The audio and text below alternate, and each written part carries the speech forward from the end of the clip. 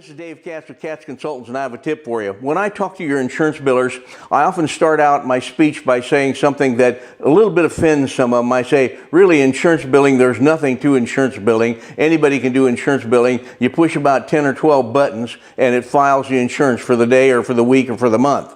And they don't like that idea that I'm belittling what they do, but I'm really not, because I go on to say, but the importance that you have as an insurance biller is following up on the claims that either weren't paid or weren't paid adequately.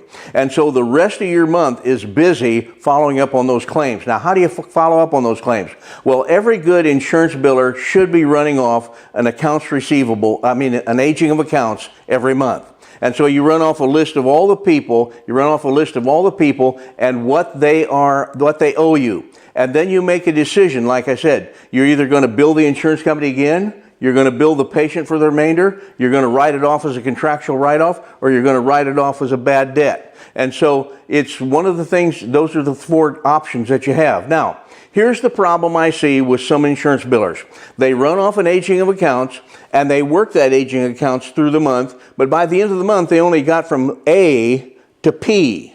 And then the new month comes around, they run off a new aging of accounts, and again they start from A, and they get through N. Now, I realize you're supposed to get through the whole list, but in reality, sometimes we don't. And so the third month, they run it off, and they go from A to T, and they never get to the end of the alphabet, so to speak. Now, what I suggest you do is try to get through the whole accounts receivable, and the whole aging of accounts, I should say, in 1 month. But in the event you don't, I want you to take off where you left off. So if you went through A through S, then next time start with T and go through those names and then start at the beginning of the alphabet. If you don't, the people with the names that are toward the end of the alphabet never get any attention. They are never collected from. They never get a bill sent, and then it's too late after a period of time to collect from them. So work the aging accounts list as far as you can, and if you don't get through it, then the next month start right where you left off and go through the aging of accounts again where you left off and then start at the beginning of the alphabet.